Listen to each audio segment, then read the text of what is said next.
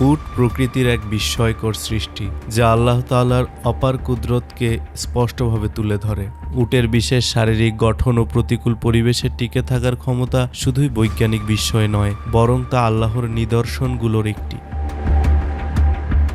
উট 53 degree Celsius থেকে -1 degree Celsius পর্যন্ত তাপমাত্রায় বেঁচে থাকতে পারে। মরুভূমিতে মাসের পর মাস পানি পান না করেও টিকে থাকতে সক্ষম। প্রায় 150 কেজি ওজন বহন করে শত শত মাইল পাড়ি দিতে পারে।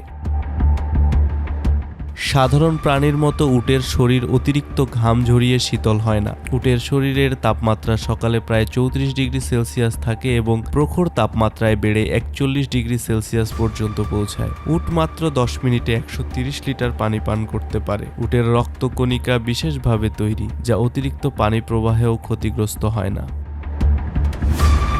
উটের কুঁজে চর্বি সঞ্চিত থাকে, যা শক্তি ও পুষ্টি সরবরাহ করে। এই কারণে উট 6 মাস পর্যন্ত খাবার ও পানি ছাড়াই বেঁচে থাকতে পারে। উটের মুখের অভ্যন্তরীণ গঠন এমন যে এটি কাঁটাযুক্ত ক্যাকটাসও সহজে চিবিয়ে খেতে পারে। মরুভূমির ধূলিঝড়ে উটের চোখ সুরক্ষিত থাকে বিশেষ দ্বিস্তর পাতা ও বাঁকানো চোখের পাপড়ির মাধ্যমে।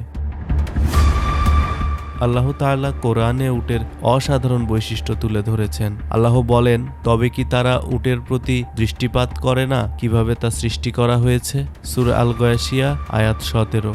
এই আয়াত আমাদের উটের সৃষ্টি সম্পর্কে গভীরভাবে চিন্তা করতে উদ্বুদ্ধ করে।